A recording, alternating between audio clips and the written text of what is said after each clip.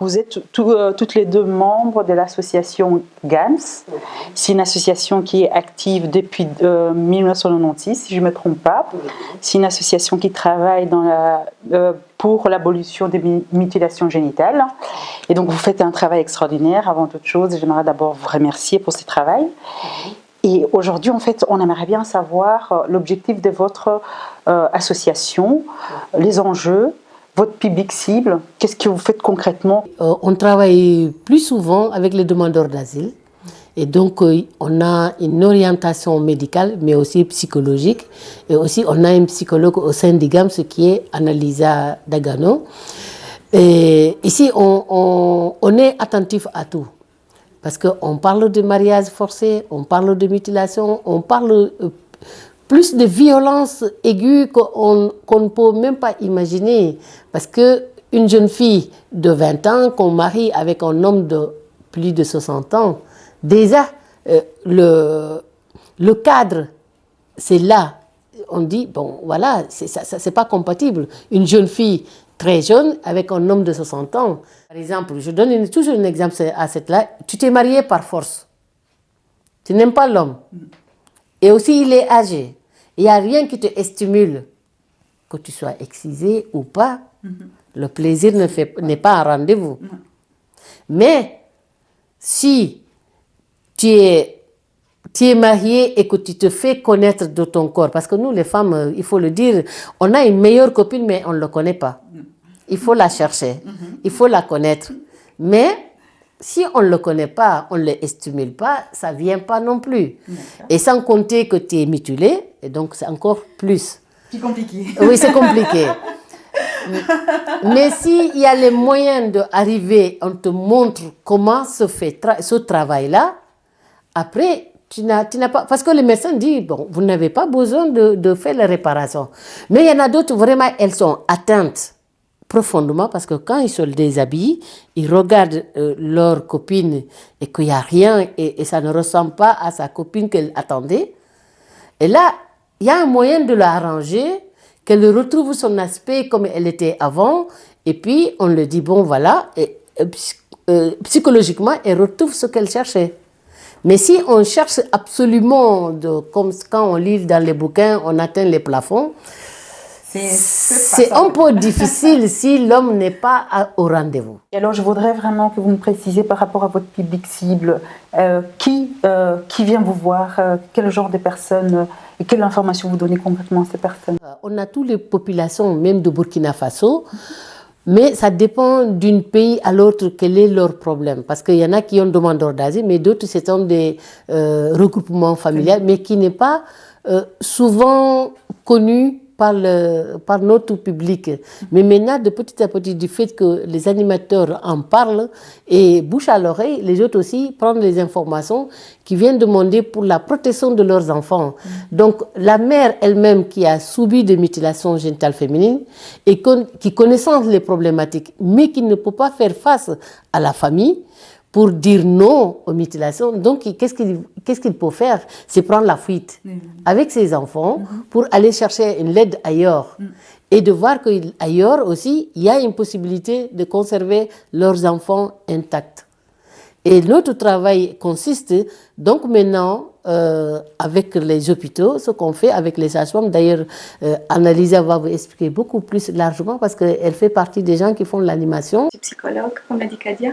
Ça fait quelques années que je travaille ici. Alors concrètement, une personne qui arrive au GAMS, elle a un premier entretien avec une assistante sociale ou une accueillante qui la reçoit pendant 1 heure et demie. Si c'est une famille, ça prend plus de temps. Mais évidemment. Et pendant tout cet entretien, mes collègues essayent de voir avec la personne quelle est sa demande.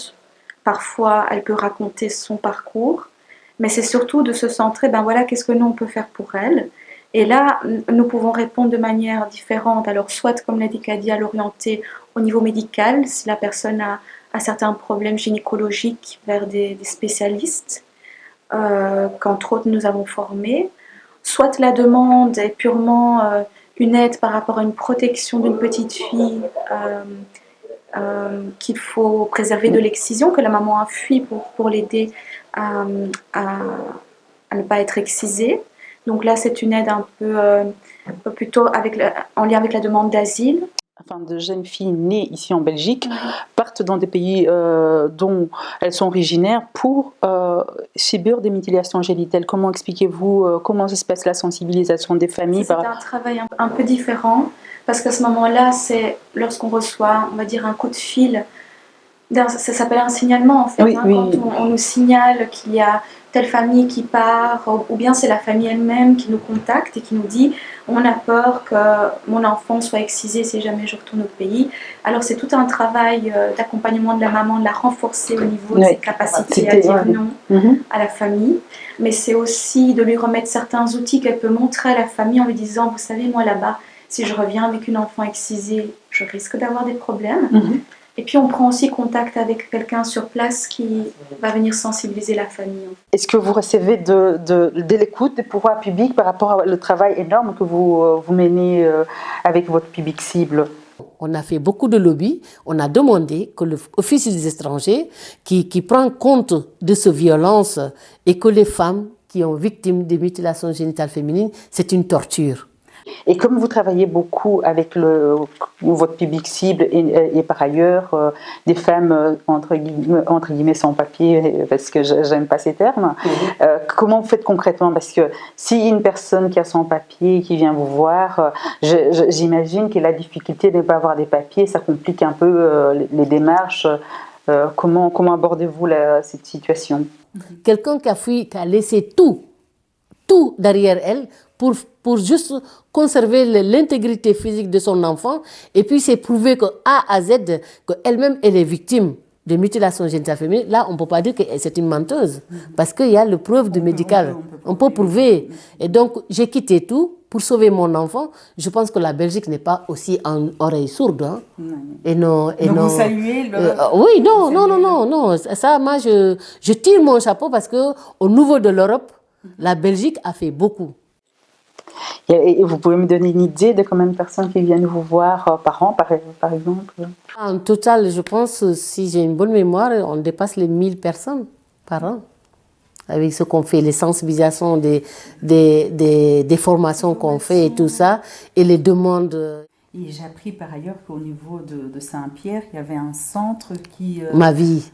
Centre de ma vie. Est-ce que vous pouvez me parler de ces centres Ah oui, ça c'est notre dada. Donc d'ailleurs, ma collègue Fabienne Richard, aussi elle fait partie de ma vie. Là aussi, il y a une demande des femmes qui ont envie de se reconstruire. Donc il y a un accompagnement complet. Et donc si on veut trouver ces centres, comment on fait? Est-ce qu'il y avez-vous Oh, il y a sur le site, hein. C'est très facile à trouver. Saint-Pierre, tout le monde connaît Saint-Pierre. Saint-Pierre, oui. Tout le monde Saint-Pierre, il suffit que tu tapes C'est ma vie. C'est ma vie. Et là, tu trouves tout. Et aussi, tapez juste www.gams.be, vous avez toutes les informations. On vous invite, il y a les 20 ans de Gams. Hein. Eh ben, bientôt. On viendra. Ben voilà, merci beaucoup en tout cas pour cet entretien, merci beaucoup pour les informations que vous nous avez données par rapport au travail colossal que vous menez.